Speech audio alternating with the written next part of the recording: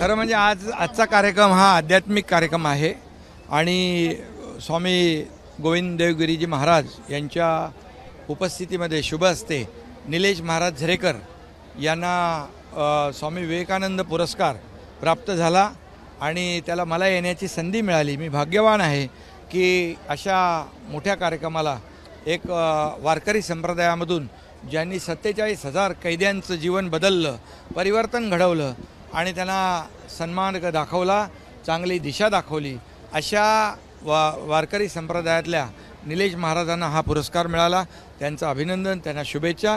खरं म्हणजे स्वामी आपले गोविंद देवगिरी महाराज यांचा गीता परिवार फार मोठा आहे आणि संपूर्ण देशात नाही जगभरामध्ये त्यांचे लाखो करोडो अनुयायी आहेत आणि ते देखील अतिशय एक देशभक्तीचं काम, आपल्या धर्माचा प्रसार करण्याचं काम, या ठिकाणी अध्यात्माचं काम जगभरात करतायत आणि त्यांच्यासोबत येण्याचं योग मला मिळालं आहे आणि म्हणून मी त्यांना देखील धन्यवाद देतो आणि शुभेच्छा देतो। पाकिस्तान सोबत सरकारने खूप चांगलं काम केलं तरी विरोधक टीकाच करतात। चांगलं काम नाही, पाकिस्तानला ठोकण्याचं काम केलेलं आहे, पाकिस्तानला धडा शिकवण्याचं काम केलेलं आहे। पाकिस्तानला आदरणीय प्रधानमंत्री मोदीजींनी सांगितले गोली का उत्तर तोप गोले से देंगे आणि म्हणून गोळीचं उत्तर तोप गोळ्याने देणार, त्यांना जशाच तसा धडा शिकवणार।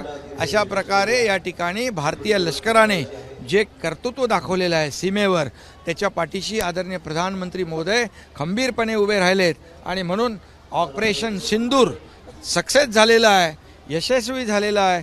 देशवासियांच्या मनातली जी खतखत होती, चीड होती, बदल्याची भावना होती, ती आदरणीय प्रधानमंत्री महोदयाने पाकिस्तानला तोड उत्तर देऊन त्यांना धडा शिकवून या ठिकाणी देशवासियांचा मान सन्मान वाढवलेला आहे। सीमेवरच्या सैनिकांना आमच्या माध्यमातून काय संदेश देणार? सीमेवरच्या सैनिकांच्या बद्दल आम्हाला खूप अभिमान आहे आणि हे देशभक्त सीमेवर आपले सैनिक लढतायत म्हणून आपण इथं सुरक्षित आहेत आणि म्हणून त्यांचं मनोबल वाढलं पाहिजे आणि त्यांना शक्ती मिळाली पाहिजे आणि म्हणून सर्व जनतेच्या वतीने त्यांना देखील सीमेवर लढणाऱ्या सैनिकांना खूप खूप शुभेच्छा देतो।